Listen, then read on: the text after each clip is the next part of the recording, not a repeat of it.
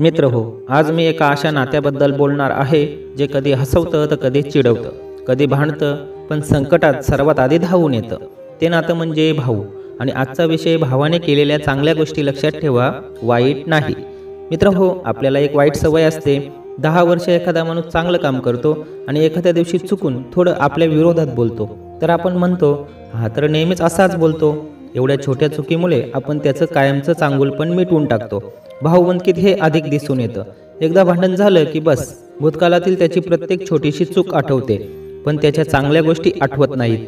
भाऊ म्हणजे फक्त घरातला एक माणूस नव्हे. भाऊ म्हणजे तुमच्यासोबत लहानपणी माती खाल्लेलं बालपण, तुमच्यासाठी चोरीचं पेरू आणणारा लाडका, चोरून आईला सांगून तुमच्यासाठी सुट्टी मिळवणारा, अभ्यासात मदत करणारा आणि तुमच्या एखाद्या संकटात सर्वप्रथम उभा राहणारा. तो कधी रागवतो तर कधी ओरडतो, पण मनात मात्र नेहमीच तुमच्यासाठी प्रेम असतं.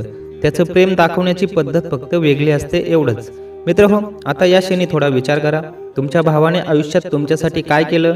लहान असताना रडत रडत तुम्हाला शाळेत नेलं, आईबाबांकडून तुमच्यासाठी चॉकलेट मागून आणलं, पैशाची तंगी असताना सुद्धा तुमच्या खिशात नोट टाकली, तुम्ही आजारी पडलात तेव्हा रात्रभर जागला, कुणी तुमच्याबद्दल वाईट बोललं तर त्याला भिडला. हे सगळं आठवा मित्रांनो, कारण चांगल्या आठवणींचं वजन जास्त असतं. वाईट क्षण जर थोडा वेळ राग आणतात, पण चांगल्या आठवणी मन उबदार करतात. भावाभावांमध्ये भांडण होणं स्वाभाविक आहे, पण भांडण झाल्यावर मनात एक धुकं बसतं, जे आपल्याला फक्त राग, दोष, चूक दाखवतं. त्यावेळी तुम्ही त्याच्या चांगल्या गोष्टी आठवण्याचा जाणीवपूर्वक प्रयत्न केला तर राग शांत होतो. आपल्याला जगात अनेक लोक भेटतात, पण भाऊ हा आयुष्यभर असतो. त्याच्यात दोष शोधत बसलो तर नातं कमकुवत होतं. कुटुंब हे एका झाडासारखं आहे. वाऱ्याने थोडं हलतं, वादलात थोडं मोडतं, पण मुलं जर मजबूत असतील तर ते पुन्हा उभं राहतं. त्या मुलात भावाचं प्रेम, त्याची साथ, कधी गोड कधी कडू शब्द, हे सगळं असतं. मित्र हो, आजच्या जगात पैसे मिळतात, काम मिळतं, नवी माणसं मिळतात, पण भाऊ मिळत नाही. थोडं मनावर हात ठेवा आणि विचार करा, जर उद्या सकाळी तुम्ही उठलात आणि तुमचा भाऊ घरात नसला, गावात नसला, कुठेच नसला, तर तुमचं हृदय काय सांगेल? आपण जरा जास्तच रागावलो. आपल्याला तो किती महत्त्वाचा आहे हे कधी सांगितलंच नाही. त्याने केलेल्या चांगल्या गोष्टी आपण कधी मान्य केल्या नाहीत. या गोष्टी खूप उशिराने जाणवतात.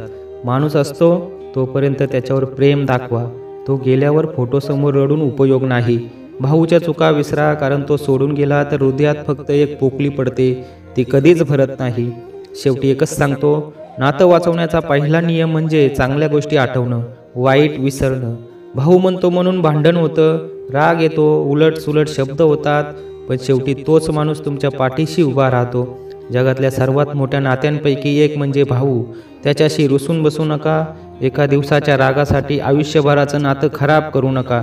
मंडळी, आज या व्हिडिओनंतर एकच करा, थोडा वेळ काढा, भावाचा चेहरा डोळ्यासमोर आणा आणि त्याच्या चांगल्या गोष्टी आठवा. मन आपोआप मऊ होऊन जाईल. भावाने केलेल्या चांगल्या गोष्टी लक्षात ठेवा, वाईट नाही. धन्यवाद.